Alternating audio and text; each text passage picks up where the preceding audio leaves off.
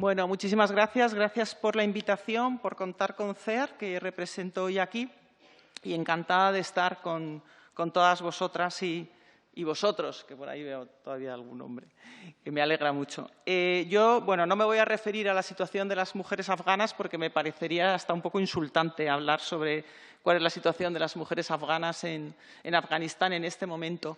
Yo creo he enfocado esta pequeña intervención más bien en hablar cuál ha sido la respuesta desde el punto de vista jurídico en agosto y qué ha pasado unos meses después. No solo a nivel nacional, sino a nivel instituciones europeas. Y yo creo que es importante hacer ese repaso. La situación que vivimos en agosto, como decía María José, en el caso de España fue, desde luego, muy loable. Nunca habíamos vivido un proceso de evacuación en ese sentido. Es verdad, como dice también María José, que muchas familias se quedaron atrapadas y personas individuales, porque la situación de los atentados que hubo en el aeropuerto dificultaron mucho.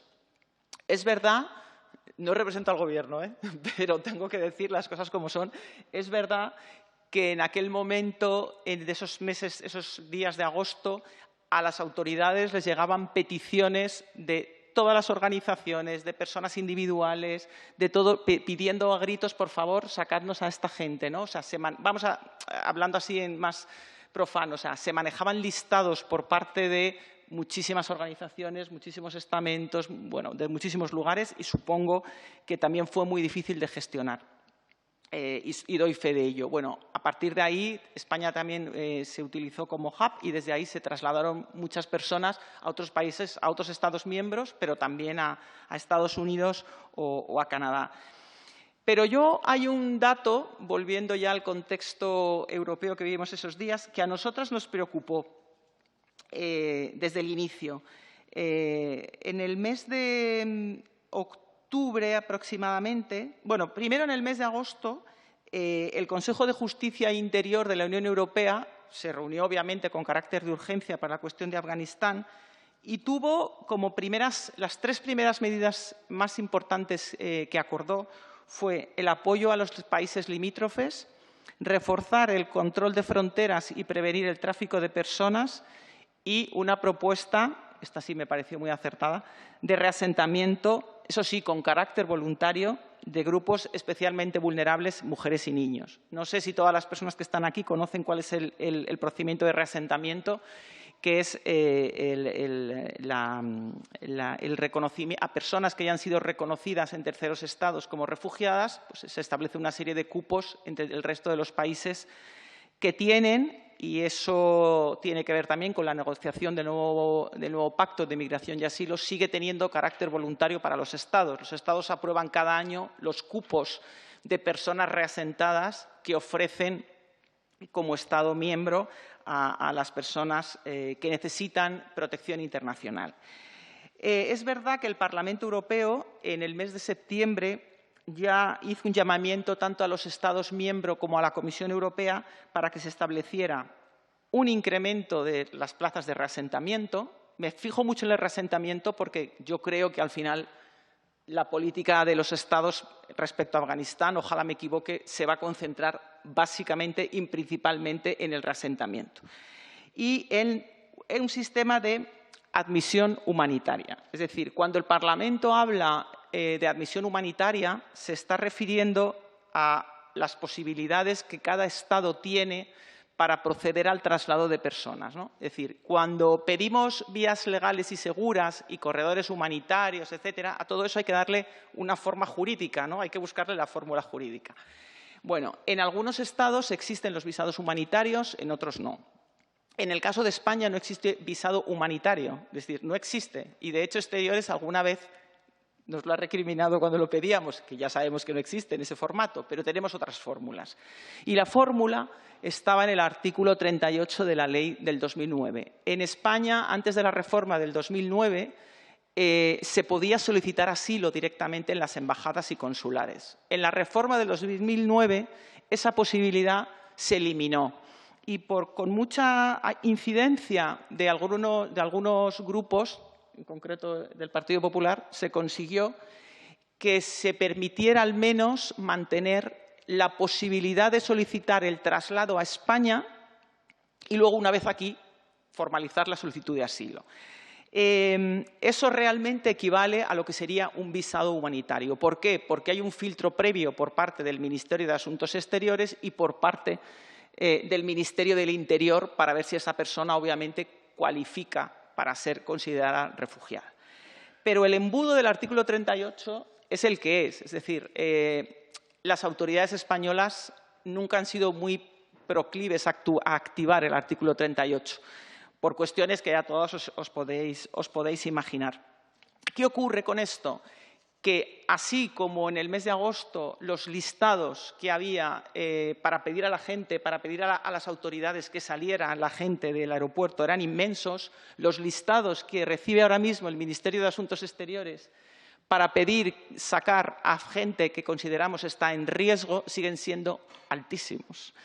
Y yo creo que se ha producido pues, un ligero embudo en ese sentido, principalmente diría respecto a la embajada en Islamabad, que es donde está el número mayoritario, el principal número de personas afganas en este momento, más que en Irán. Según el ACNUR, según datos del ACNUR más recientes, en Pakistán y en Irán el 68% de las personas afganas que están allí son mujeres, el 68% necesitadas de protección internacional, que ya no lo digo yo, que ya es un dato que ha dado el ACNUR recientemente. Entonces, claro, nos preguntamos, ¿y después de la evacuación qué? Es decir, obviamente, como dice María José, quedan todavía muchas personas, pero hay que pensar en todas las vías legales. Y no podemos olvidarnos que en España, en el año 2020, en todo el conjunto de la Unión Europea, Afganistán era la segunda nacionalidad solicitante de protección internacional, solo después que Siria. Quiero decir con esto que Afganistán nunca ha dejado en todos los últimos años de generar, me permitís la expresión, personas refugiadas o personas necesitadas de protección internacional. ¿Qué ocurre? Muchas de las personas que se encontraban aquí, España no ha sido un país de destino normalmente para personas procedentes de Afganistán. Los datos de solicitantes de asilo en los últimos años han sido bastante bajos en comparación con otros estados, pero tenemos muchas personas pendientes de ser reconocidas la extensión, la reagrupación familiar de sus familiares. De hecho, en el mes de agosto, cuando había que optar en esos listados horribles, que parecía que éramos nosotros los que podíamos quitar y poner de los listados, nosotras iniciamos en CEAR, yo les decía a los compañeros de jurídico, vamos a hacer hincapié en la gente, en los familiares de las personas que o están en trámite para obtener la reagrupación familiar o la tienen concedida y estamos a la espera de un visado, ¿no? Es decir, esas personas ya han sido reconocidas como refugiadas. Entonces, pongamos el foco también en esas personas que tienen que venir. Opciones que tenemos ahora mismo, yo creo, con eso termino, en el mes de diciembre se volvió a reunir el Consejo de Interior y de Exteriores y ya acordaron 15 Estados miembros habían ofrecido 40.000 plazas de reasentamiento para personas procedentes de Afganistán. Esa es, hoy por hoy, la vía, me atrevo a decir con tristeza, creo que la única vía legal y segura que ofrecen la mayoría de los Estados miembros para acoger a personas necesitadas de protección internacional. Y la oferta de los Estados, de 15 de los Estados, está ahí.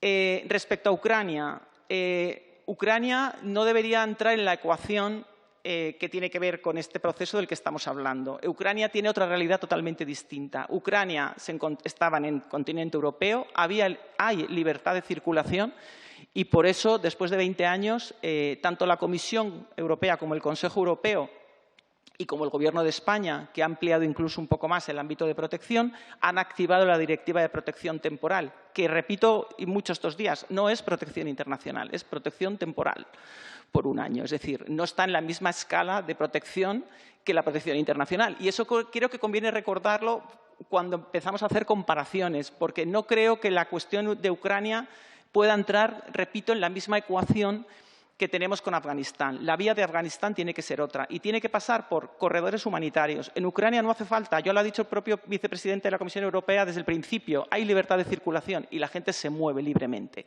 Y luego no reciben protección internacional, reciben protección temporal. Por eso creo que el foco respecto a Afganistán, desde nuestro punto de vista, tiene que ser en buscar y seguir insistiendo en vías legales y seguras. Las vías legales y seguras pasan por corredores humanitarios. Podría darse la situación que se pudiera, eso alcanza a seguir con una posible evacuación. Parece complicado, hay que ser también realistas. Conseguir activando las previsiones del artículo 38, entendiendo que las embajadas españolas en los países limítrofes tienen la capacidad que tienen, pero bueno, quizá sería el momento de pedir reforzar esa situación.